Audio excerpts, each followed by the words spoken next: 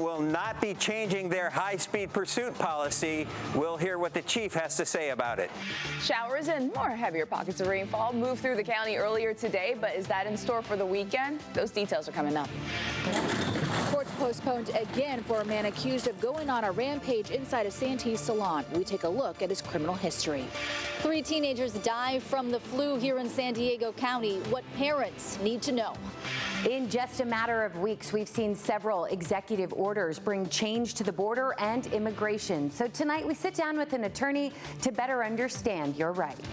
From donating their time at Feeding San Diego to donating and receiving a kidney. A special story about giving. CBS 8 News Live at 6 starts right now. We begin tonight with the San Diego Police Department rejecting new restrictions on its high-speed pursuit policy. Good evening and thank you for joining us on this Friday. I'm Carlo Cicchetto. I'm Marcella Lee. A city commission recommended the changes after the death of 2 young boys and the death of a San Diego police officer in separate pursuit crashes. CBS 8's David Gottfredson talked with the police chief about why the changes are not being approved.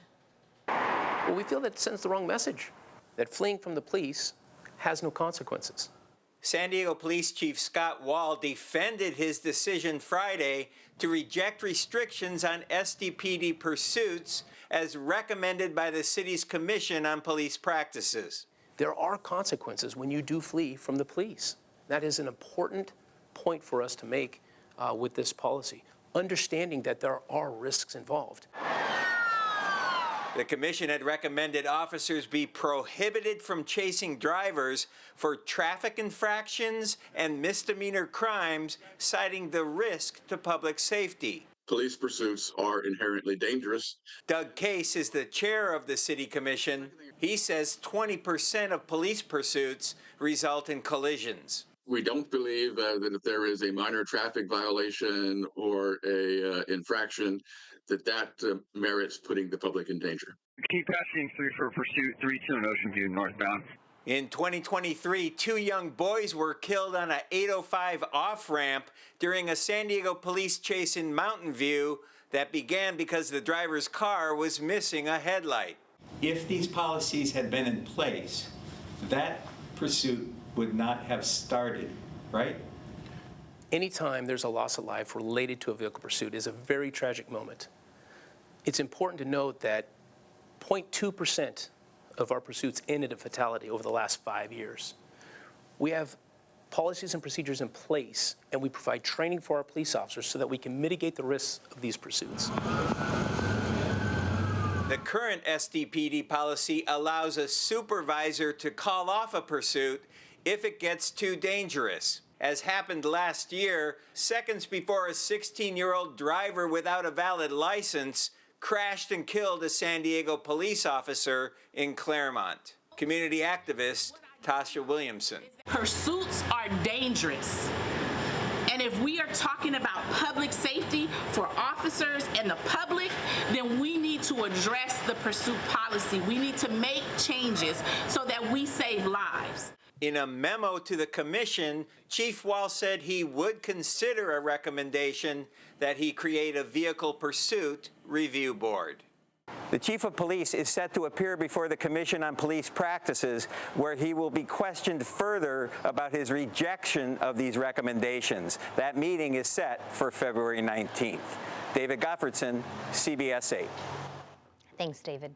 The San Diego County Sheriff's Office is highlighting the progress it's made over the last 2 years under Sheriff Kelly Martinez's leadership. That includes a 6% reduction in crime over the last year and an 18% decrease since 2021. The Sheriff's Office has also made improvements in jail safety. That includes the creation of a contraband and narcotics interdiction team. And last year, the Sheriff's Office says it saw the lowest number of in-custody deaths in more than a decade. Recognize that one death is too many, and we are committed to protecting everybody in our custody. In 2024, our jail system saw a 65% reduction in overdoses. And last year, we had 0 suicides in the jail. This is the first time this has happened in over 20 years. The Sheriff's Office is also expanding youth programs and investing in new technology and infrastructure. Community activists welcome the changes, but criticize the Sheriff's Office for what they say is slow implementation and for not acknowledging that pressure from the community and legislation from the state helped force the office to make changes. Morning rain meant slick roads and tricky driving conditions today. The CHP responded to a rollover crash on the 163 near Friars Road this morning. A woman was taken to a hospital. We don't know how badly she was injured. Crews responded as well to another wreck on Interstate 5 in Leucadia, where we're told a semi hit a guardrail and then crashed into a ravine, leaving bags of gardening supplies scattered across freeway lanes. The CHP is still investigating that one. Those images are a good reminder to take it easy when you are driving in the rain. Yeah, slick conditions out there. Chief Meteorologist Carlene Chavis joining us now with a first look at what else we can expect as we head into the weekend. Well, we dry out by the weekend, but you still have to remember, because we had that rainfall earlier, the roads are still slick. Yeah. And we've also been seeing a reduction in visibility as well, so some hazy conditions out there with some fog. When we look at the radar, now we are dealing with much drier conditions, but still have the cloud cover out there. So we did have the showers move through earlier today. We're not anticipating that into the weekend. Things have dried out. Now we are anticipating a better rain chance by next week, but as we cruise into the next 48 hours, you see those chances are low, and that's going to keep us going all the way into Sunday. So no major changes in our forecast.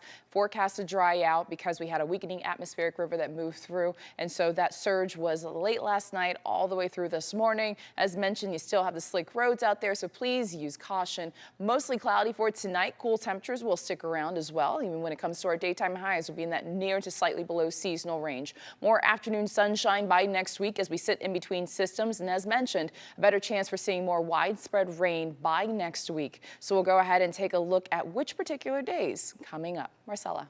Thanks, Carlene. And remember, for the latest weather conditions and alerts on the go, just download our free CBS 8 app from Google Play or the Apple App Store. After months of negotiations, San Diego Mayor Todd Gloria is abandoning plans for a 1,000-bed homeless shelter in Middletown. This is quite the about-face. The proposed Kettner Boulevard facility faced criticism over its $72 million price tag. The city's budget analyst found the 30-year lease terms exceeded market rates. Mayor Gloria will present alternative sites to the City Council next week, including the former Central Library. The arraignment for the man accused of going on a rampage inside a Santee hair salon has been postponed once again. 27-year-old August Marriott is accused of going on a hateful, violent tirade inside the Great Clips in Santee. CBS 8's Abby Black joins us live to explain why his court appearance keeps getting delayed. Abby. Carlo and Marcella, for the second day in a row, medical reasons are keeping August Marriott from facing a judge here in El Cajon. Now, court records reveal that this is not the first time that he's delayed court proceedings and not his first brush with violent, hate-fueled behavior. We do want to warn you that the cell phone video of the latest rampage may be disturbing to watch. Respectful, don't be disrespecting motherfuckers when they come up in here. This violent outburst is what landed 27-year-old August Marriott behind bars. Police say it all started when he couldn't get a haircut at closing time. That's when witnesses say that he exploded in rage at the Santee Great Clips last week, throwing hair products while unleashing a torrent of profanities and hate speech at both staff and customers. You need to leave. Shut the Dude. This is not Marriott's first brush with the law. Court records show that he was actually on parole, convicted in 2023 for assaulting both an employee and a customer at a Scripps Ranch Jack in the Box, where he also shouted racial slurs. Now, for the second day in a row, Marriott has refused to appear in court, citing medical reasons. This appears to be a pattern. He's delayed court proceedings before during his 2023 case. But when can defendants actually refuse to show up? Defense attorney Gretchen Von Helms, while not involved in this case, says there are limits to when defendants in custody can skip court. They can refuse however long they need for medical reasons. So if they're just refusing to go to court because they don't want to, the judge can then order the next time they refuse to extract them, which means that the sheriffs have to go into the jail and they take a team and they go in and they remove the person and they forcibly put them on the bus. Typically, the judges do not order that the first or second time, especially if the attorney says it's for medical reasons, either mental health medical reasons or physical health medical reasons. That's exactly what happened today. The judge ordered deputies to extract Marriott, but since he's currently receiving medical care, which could include psychiatric treatment, he can't be forced to appear. Marriott is scheduled to face a judge again on Monday, that is, if medical reasons don't keep him away once more. A sheriff spokesperson says that while there are no limits on how many times a defendant can refuse to appear in court, it ultimately falls to the judge's discretion. They say that deputies prioritize de-escalation tactics in these situations, working to avoid use of force. Reporting live in El Cajon, Abby Black, CBS 8.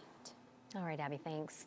Flu season is hitting hard this year. The county health department announced 3 San Diego teenagers recently died from the flu. CBS 8's Kelly Hessedal talked with the county and has new information on those deaths and what parents need to know.